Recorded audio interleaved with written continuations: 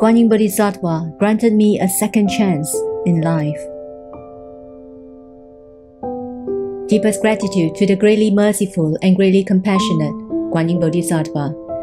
Deepest gratitude to all Buddhas, Bodhisattvas, and Dharma protectors. Deepest gratitude to Master Jun Hong Lu. Good afternoon to all Buddhist friends.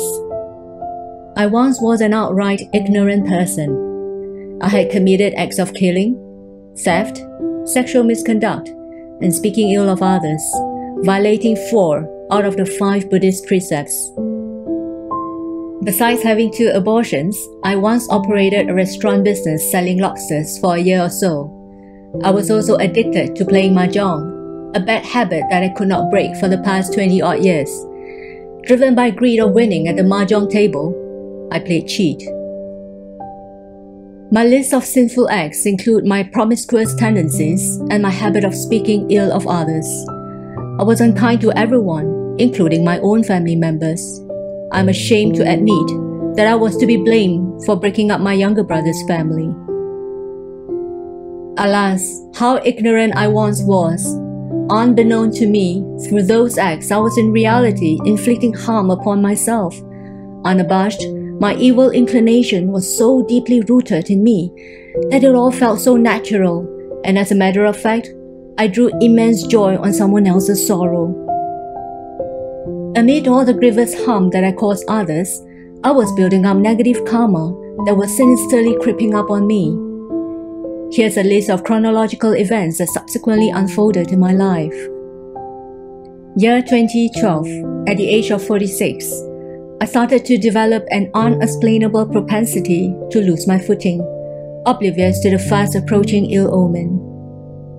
Year 2013, I was diagnosed with amyotrophic lateral sclerosis, a rare neurological disease that primarily disrupts the nerve cells responsible for controlling voluntary muscle movement. Year 2015 to 2021, over the span of these 6 years, I started to lose my bodily functions and eventually had to rely on others to perform even the simplest of daily routines. It seemed like every ounce of energy in my body had diminished, rendering my body to feel weak and flimsy.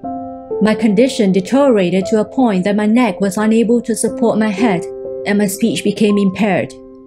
To communicate with others, I was reduced to using my mobile phone to key in words that I wished to express. Even that was hardly an easy task. To make matters worse, none of the vast array of medications I was prescribed with was able to arrest my fast deteriorating health issue. From 2019 onwards, my illness took a turn for the worst. In each of those relapses, I could feel the excruciating pain on my shoulders and neck, which was enough to make me choke every time I drank water or swallowed food. Tormented by the illness, I became abnormally thin and weak, losing well over 10 kilograms of my weight. It really felt like my final life chapter was closing in on me. Drowned in unspeakable desperation, coincidentally, a Buddhist friend who is practicing Kuan Yin Citta gave me a Buddhist recitation player. That was in May 2020. Looking back, I have to count my blessings. Because of this pivotal encounter, I entered the gate of Dharma and set foot on my Buddhism practice, and from here on, I could finally see light amid all the gloom and doom. In May 2021, I made the following great vows. First, to become a vegetarian for life. Second, to stop the act of killing for the rest of my life. Third, to release captive lives in excess of 10,000. No deadline was set. Fourth, to recite 1,000 little houses in 2 years. And fifth, to share my testimony upon recovery so that many more lives will find salvation. Every morning, without fail, I will repeat my great vows before Bodhisattva and supplement them with this statement. I'm determined to mend my old ways and stop creating new negative karma. On 2 occasions, I dream of Guan Yin Bodhisattva, and in the dreams, she was healing my head and throat, trying to alleviate my suffering. On a separate occasion, emotionally drained, I went to bed, and this phrase appeared vividly in my dream. Regardless of how afflicted the path ahead is, you must continue to stride forward. Deep down, I knew that this was a divine guidance from Guan Bodhisattva, who was trying to cajole me to plod along so that I wouldn't get swept away in the sea of suffering. Deepest gratitude to the greatly compassionate and greatly merciful Guan Bodhisattva for not forsaking me and going all out to save both my physical and spiritual lives. Pleased to say that my ability to recite the Buddhist scriptures has significantly improved. I'm now better able to keep pace with the recitation speed in a mobile phone app. That said, I still have problems properly enunciating those Buddhist scriptures. This could be a punishment for committing so much speech karma, or perhaps a present life retribution for breaking up my young brother's family. It is a clear validation of the Buddhist teachings. We reap what we sow, and retribution is served unfailingly. Having practiced Buddhism in a short span of a year, my health has clearly improved. Besides putting on some weight, I have also regained some of my energy. I'm now able to stand on my feet after getting up from a stool. Also, I seem to have better control over my tongue, making it less challenging for me to swallow food and drink water. These positive developments have strengthened my faith in Buddhism, through which I strongly believe I'm capable of transforming the course of my destiny.